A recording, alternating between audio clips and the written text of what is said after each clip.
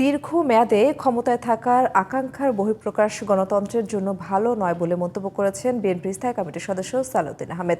রোববার বিকেলে জাতীয় প্রেস ক্লাবে এক অনুষ্ঠানে তিনি প্রশ্ন রাখেন, কাদের সুবিধা দিতে ডিসেম্বর থেকে জুনের মধ্যে নির্বাচনের কথা বলা হচ্ছে। এর আগে দুপুরে দলের সিনিয়র যুগ্ম মহাসচিব রুহুল কবির রিজভী প্রয়োজনীয় সংস্কার শেষ করে দ্রুত নির্বাচনের দাবি জানান। আরও জানাচ্ছেন মনিরুজ্জামান। রোববার বিকেলে জাতীয় প্রেস ক্লাবে প্রতিনিধি সম্মেলন করে ভাসানী অনুসারী পরিষদ। এতে প্রধান অতিথি ছিলেন বিএনপির স্থায়ী কমিটির সদস্য সালাউদ্দিন আহমেদ। গণতান্ত্রিক যাত্রাপথে নতুন দলকে স্বাগত জানান বিএনপির স্থায়ী কমিটির সদস্য। অন্তর্বর্তী সরকারের উদ্দেশ্যে তিনি বলেন, গণতন্ত্রের উল্টো পথে যাত্রা করে নির্বাচন নিয়ে ধোঁয়াশা সৃষ্টি করা জুলাই অভ্যুত্থানের পরিপন্থী।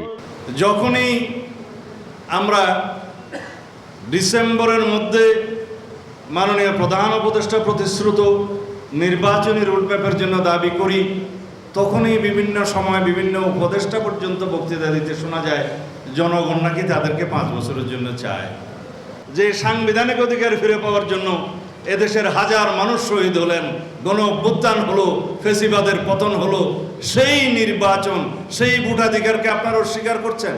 বিরাজনীতিকরণের ষড়যন্ত্র অতীতের মতোই বিফলে যাবে বলে সতর্ক করেন সালাউদ্দিন আহমেদ। 111-এর মঈন ফখরুদ্দিনের কথা আপনাদের মনে নেই?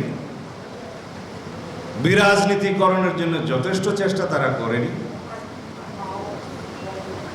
আমি বলতে চাই না যে সেরকম কোনো পদক্ষেপ বর্তমানে দৃশ্যমান হচ্ছে, কিন্তু আমরা ঘর পোড়া গরু সিঁদুরে মেঘ দেখলেই ভয় পাই। অনুষ্ঠানে নাগরিক ঐক্যের সভাপতি মাহমুদুর রহমান মান্না নির্বাচনের মাধ্যমে অন্তর্বর্তী সরকারের জনপ্রিয়তা যাচাইয়ের আহ্বান জানান। যদি উনি ভোট না করে তাহলে সবাই মিলে তাকে বলেন যত তাড়াতাড়ি পারেন ভালো একটা ভোট দেন, দিয়ে আপনি সরকারের সাথে চলে যান। এর আগে দুপুরে ঢাকা বিশ্ববিদ্যালয়ের চারুকলা অনুষদে বর্ষবরণের প্রস্তুতি দেখতে গিয়ে বিএনপির সিনিয়র যুগ্ম মহাসচিব রুহুল কবির রিজভী অভিযোগ করেন, আওয়ামী লীগ বাঙালির বহুমাত্রিক ইতিহাস ও ঐতিহ্যের ধারাকে একদলীয় করেছিল। ফ্যাসিজমের যে প্রতীক, সেটা সেই ফ্যাসিবাদী কায়দায় সে পুড়িয়ে দেওয়া হয়েছে। ওরা হত্যা, ওরা পোড়ানো, ওরা অদৃশ্য করা, ওরা গুম করা আমাদের সুমহান ঐতিহ্যবাহী সংস্কৃতির মধ্যে এটা সংযোজন করেছিলেন শেখ হাসিনা। অভ্যুত্থানের মাধ্যমে স্বৈরাচারের হাত থেকে মুক্তি মিললেও গণতন্ত্র প্রতিষ্ঠা হয়নি বলে মন্তব্য করেন রিজভী আহমেদ। Moniruzzaman, GTV news, Dhaka.